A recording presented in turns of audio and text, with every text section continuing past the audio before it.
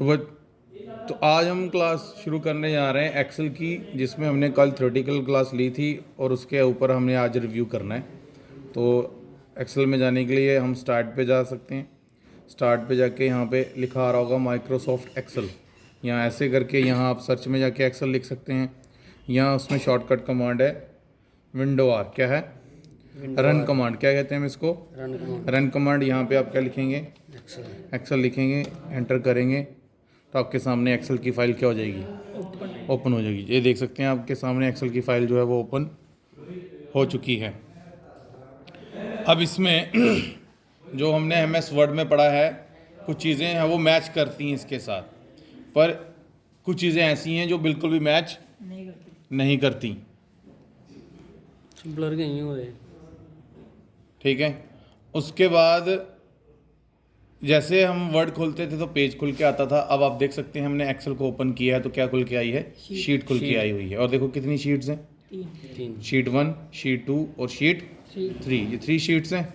और आप ऊपर टाइटल बार पे आप देख सकते हैं क्या लिखा आ रहा है, बुक 1, और वहाँ पे क्या आ रहा था, डॉक्यूमेंट 1 आता था ना बाय डिफ़ॉल्ट।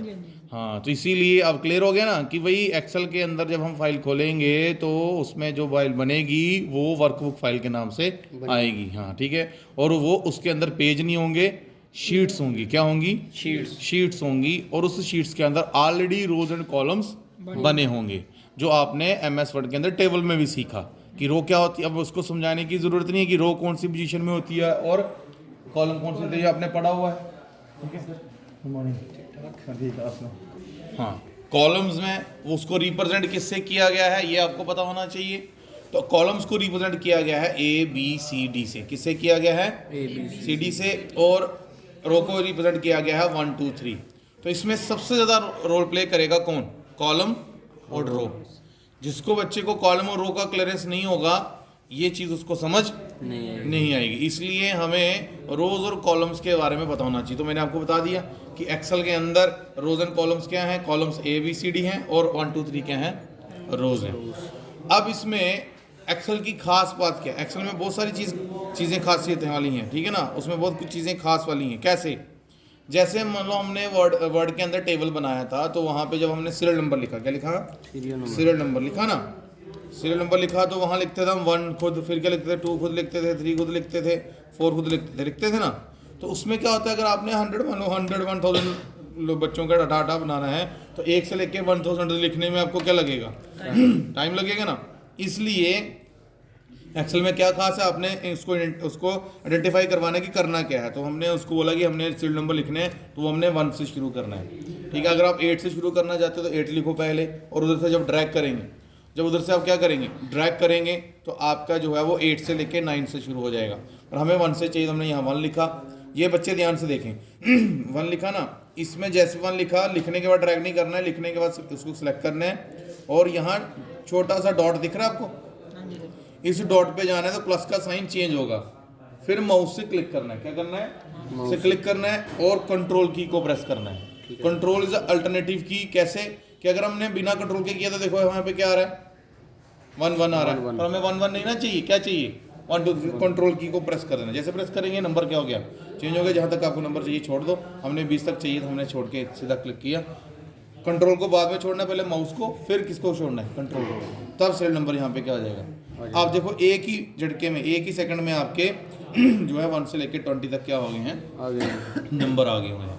उसके बाद आपने क्या करना है इसमें, और क्या खास इसमें, अब इसमें खास ये है डे जब हम लिखते हैं, डेट्स लिखते हैं, जैसे डे बाई डेट लिखनी है। अब मान लो आज कितनी तारीख है, 4, हाँ, तो 4/4/2023 यही है ना, आगे तारीख। अब आपको तारीख लिखनी है डे वाई, क्या लिखनी है, डे वाई। तो ऐसे अगर हमने मैन्युअली लिखना हो तो क्या लगेगा, टाइम। हाँ, तो इसके लिए भी क्या करना है आपने, ड्रैग, क्या करना है, ड्रैग। यहाँ से खींचेंगे ऐसे नीचे की तरफ तो ये ड्रैग हो जाएगा। अभी आप देखेंगे तो आप देख सकते हैं आ गया 4 5 6 7 8 9 10। तो डे वाई क्या आ गई, डेट्स आ गई, एक ही झटके में आ गई, आपको करना नहीं पड़ा। ये खासियत एक्सेल की।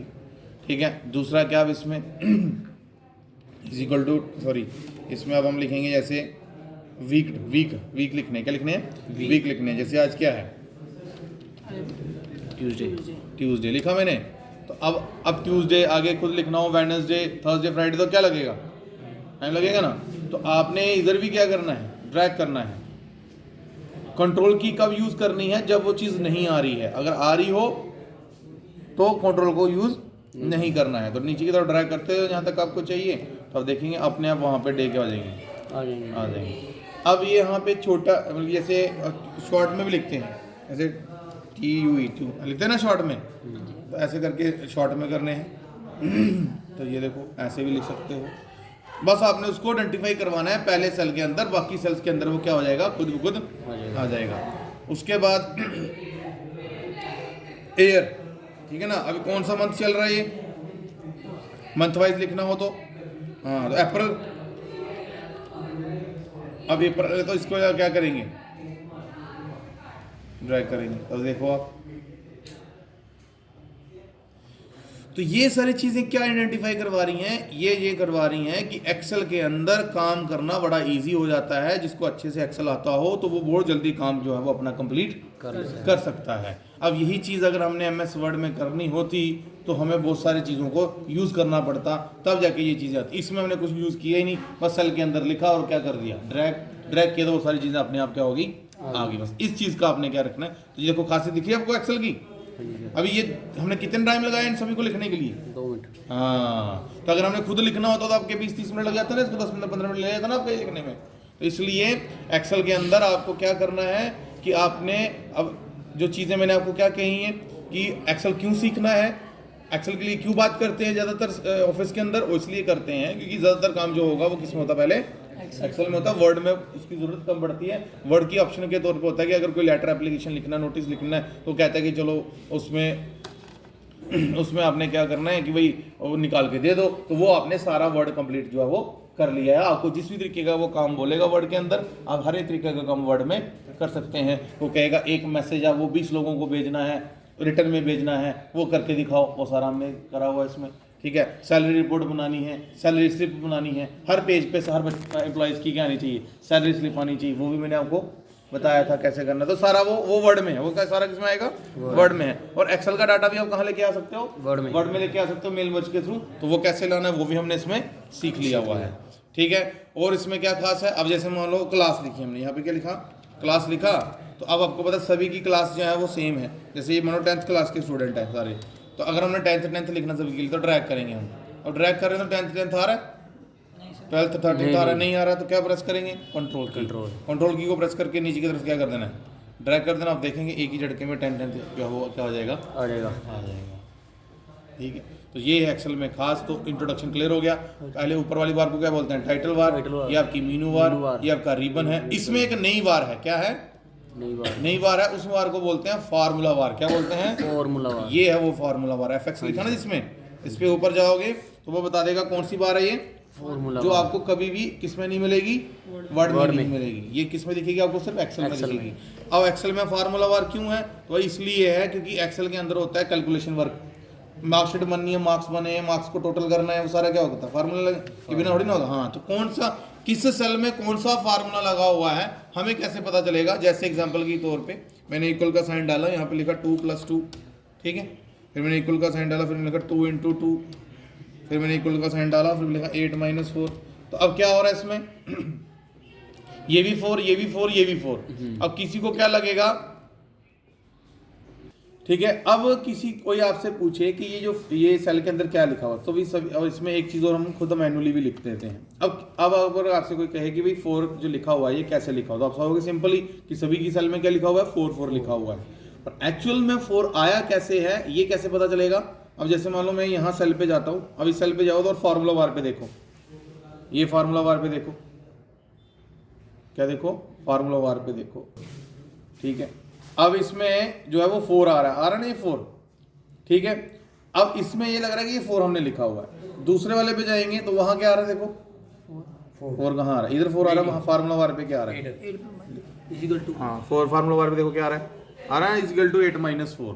तो मतलब कि ये 4 जो वैल्यू आई है, ये वैल्यू ऐसे नहीं आई है, किसके साथ आई है, फार्मूले के साथ आई है। कैसे पता चला कि ये कैसे फार्मूले के साथ आई है, क्योंकि यहाँ तो दिख नहीं रहा फार्मूला, तो फार्मूला कहाँ दिखेगा, फार्मूला। जो वैल्यू एक्सेल के अंदर लिखी हुई है वो गारंटेड नहीं है कि एक्चुअल वैल्यू में लिखा हुआ हो सकता है वो वैल्यू किसके साथ आई हो, तो अगर आपको पता करना है कि वो फार्मूले के साथ है या बिना फार्मूले के, तो उस सेल पे जाओ जहाँ वैल्यू लिखी हुई है और फार्मूले बार में देख लो।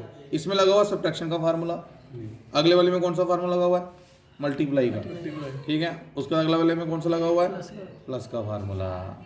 पर ऐसे लग रहा था कि सभी ऐसे लग रहा है 4 4 लिखे हुए हैं, तो ये 4 4 ऐसे नहीं है, ये फार्मूले के साथ हैं। पता कैसे चला कि ये फार्मूले के साथ है, किसके साथ है, फार्मूला बार के साथ। अगर ये फार्मूला बार नहीं होती तो हमें पता नहीं, हाँ नहीं लगता कि ये कैसे। हाँ अगर किसी को पता करना है कि कौन वैल्यू फार्मूले के साथ और कौन बिना बिना फार्मूले के साथ, वो भी फार्मूला के बार देखिए पता कर सकते हैं। F2 प्रेस करना है, कीबोर्ड से क्या प्रेस करना है, F2 फंक्शनल की, F2 प्रेस करोगे, जैसे F2 प्रेस करोगे वहाँ पे भी दिखा देगा कि वैल्यू फार्मूले के साथ है या बिना फार्मूले। तो 2 ऑप्शन आपके पास हो गए कि अगर F2 प्रेस करेंगे तो जो सेल के अंदर फार्मूला लगा होगा वो आपके सामने आ जाएगा, और जब एंटर कर देंगे तो वैल्यू दिखाएगा, फार्मूला नहीं दिखाएगा।